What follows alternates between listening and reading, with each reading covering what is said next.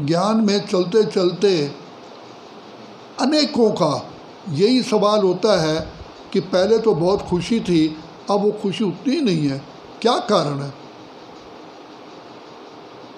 तो बाबा का और मेरा पर्सनल उनको यही उत्तर होता है कि जब हम शुरू में आते हैं हमें सारी बातें इतनी दिव्य मिलती हैं कि हम उन्हीं के मनन चिंतन में, खुशी में नाचते हैं, कूदते हैं और अपने जीवन में गुणों को धारण करते हैं। लेकिन वो जैसे आपके घर में राशन है, रोज़ वही खाना खाते, वही आटा है, वही सब कुछ होता है, लेकिन उस खाने को अगर आप डेली चबा के नहीं खाएंगे तो क्या वो शक्ति देगा?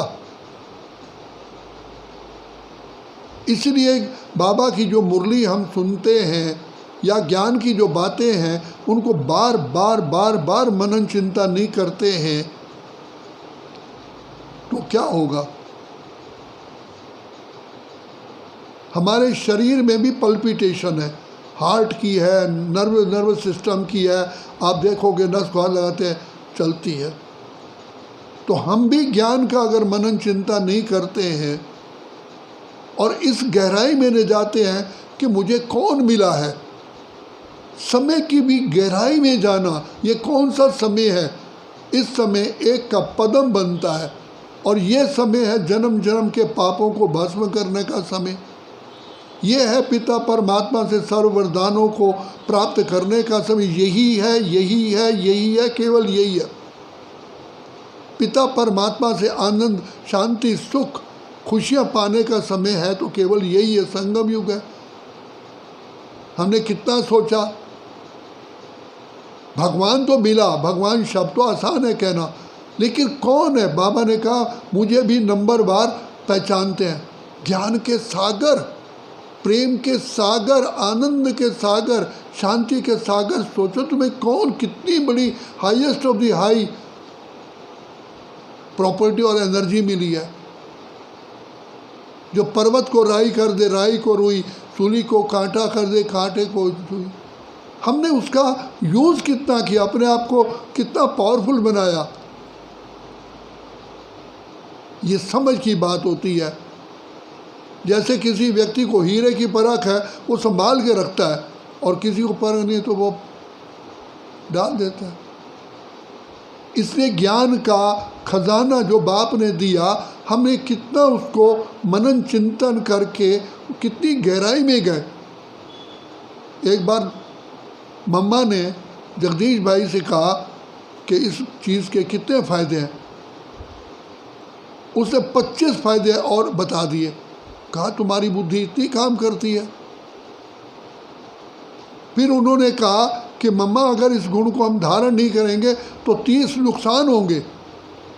फ़ायदे बताए, नुकसान भी बताए। तो जब तक हम ये नहीं सोचते हैं फ़ायदा तो इतना, अगर हम नहीं करेंगे तो नुकसान कितना पदम भारी नुकसान है। होता क्या है, ज्ञान का मनन चिंतन रुक जाता है। जो बाबा ने कहा सहज और तीव्र गति को प्राप्त नहीं करते हैं, बैठ के उमंग उत्साह में नहीं आते हैं, खुशी में नहीं आते। मुझे कौन मिला है? पहले बैठे हुए रो रहे होते थे, आंसू आ रहे हैं, कौन मिला है? भगवान मिला है। और क्यों वो आंसू सूख गए हैं क्या? कहाँ चले गए आंसू? सिर्फ दिल की गहराई में सोचते नहीं है। बाप वही है, ज्ञान वही है, लेकिन धारण करने का तरीका अलग हो गया। अब जैसे मान लीजिए मैंने परमात्मा को कहा, परमात्मा है पिता, आप मेरी बीबी भी हो, मुंह से तो कह दिया मेरी बीबी हो, तो बीबी के लिए कितना खर्चा देना पड़ता है, बीबी के लिए टाइम कितना देना पड़ता है, बीबी के साथ पियर घर उसके जाना पड़ता है, टाइम देना पड़ता है, कितनी संभाल करनी। क्या हम उतना समय, उतनी एनर्जी, उतना धन और बाबा के यज्ञ में लगाते हैं?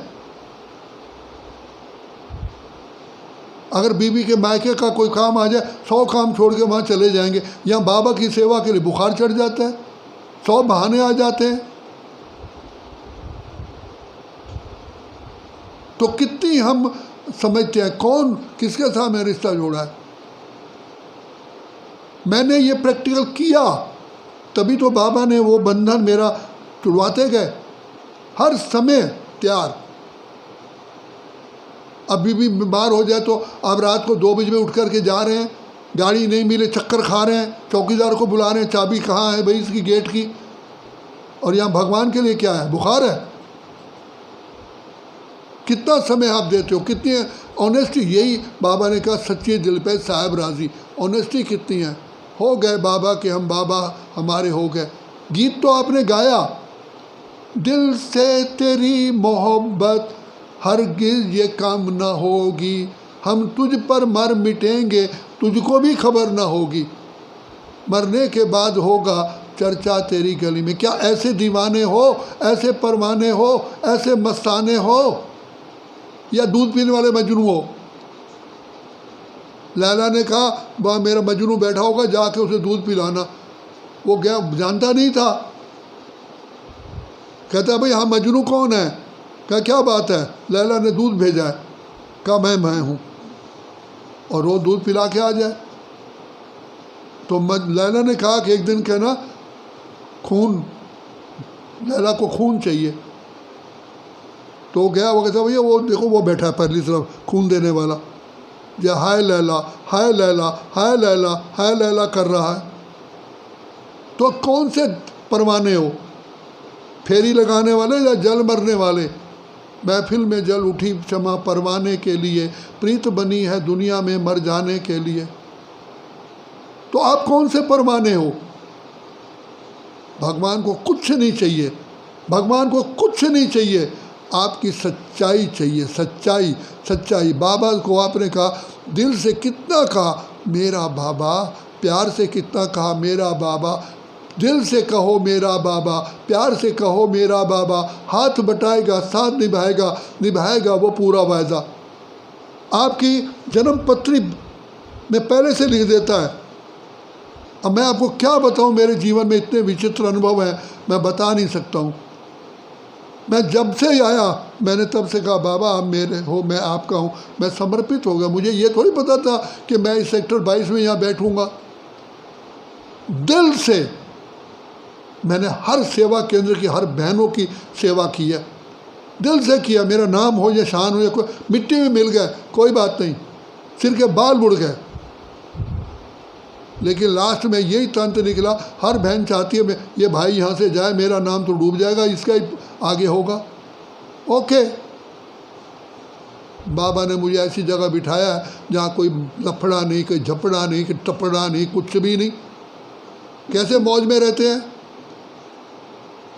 और भगवान मेरा साथी। अभी मुझे कहते तुम अकेले रहते हो, मैं कहता हूँ सारी एडवांस पार्टी, कितने लोग हमारे एडवांस पार्टी के सीनियर्स गए, सब यहाँ रात को आके मेरे साथ सोते हैं, मेरे संग संग रहते हैं। I am not alone. स्वयं अलमाइटी सर्वशक्तिवान मेरे ऊपर छतरी बनकर, छत्र छाया बन के रहते हैं। तो अल्लाह को प्यारी है कुर्बानी। कुर्बानी कौन सी, मैं की। वो मैं की कुर्बानी तो की नहीं, मैं कर उन्होंने बकरे को काट दिया। तो यहाँ मिटा दे अपनी हस्ती को, गर तू मर्तबा चाहे कि दाना खाक में मिलकर गुले गुलजार होता है। अपनी हस्ती को तो मिटा दे। मेरा नाम होना चाहिए, मेरा मान होना चाहिए, मेरा शान हो चाहिए। मैंने इतनी सेवा की, मुझे कप पानी का, कप चाय का मिलना चाहिए, टोली मिलनी चाहिए, कुछ नहीं चाहिए। मुझे भगवान मिल गया है, ऐसी बड़ी दौलत मिली है, मुझे चाहने की इच्छा नहीं। तुझको पाकर बाबा मैंने सुख का सार पा लिया, पाने का अब कुछ न रहा जब तुझको पा रहा। भगवान को पाकर के भी कहते हो ये चाहिए ये चाहिए ये चाहिए, तो क्या पाया तुमने। मैं क्या कहूँ, धिक्कार। भगवान को पा करके मैं पाँव के नाखून के सिर की चोटी तक भरपूर हूँ। मेरा कुछ नहीं है लेकिन सब कुछ है मेरा। दादी जान कहती जेब से खाली हूँ, मैं सारी दुनिया की मालकिन हूँ। ये बात कही यहाँ पर सोनीपत में, चीफ मिनिस्टर बैठा था खट्टर ने उसी समय ही 21 लाख रुपया यज्ञ को डोनेशन दिया उसी समय ही, कि ऐसा यज्ञ, ऐसे व्यक्ति यहाँ सेवा कर रहे हैं। और बाबा तो हमारे लिए हर जन्म में अपना सब कुछ लुटा रहा है, लुटाने वाला लुटा रहा है। लूट सके तो लूट, वक्त की गाड़ी कभी नहीं रुकती कि तू ना जा छूट। तो बाबा कहते हैं तुम सोचो कितनी बड़ी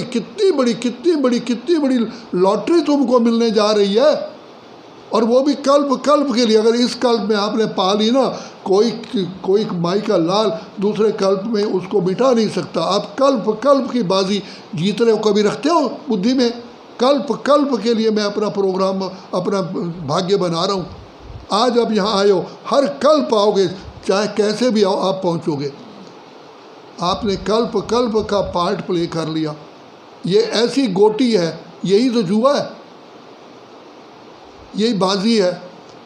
जीत ली, रह जाएंगे, लेने वाले रह जाएंगे, दिल वाले ले जाएंगे, रह जाएंगे, देखने वाले रह जाएंगे। तो आप कौन से में आते हो? इसलिए बाबा ने कहा ऑनेस्टी, सच्ची दिल पर साहब राजी। बाबा मैं आपका हूँ, आपका था, आपका रहूँगा। सुनाया ना, एक बार बाबा बैठे भोजन पर परोसने वाली जो भंडारनी थी जिसने भोजन बनाया, रसोई की इंचार्ज, कहा भाई दाल इतनी है, ज़्यादा नहीं लेना, बस अब ये एक बार ही लेना। बाबा को अच्छा नहीं लगा, बाबा कमरे में चले गए।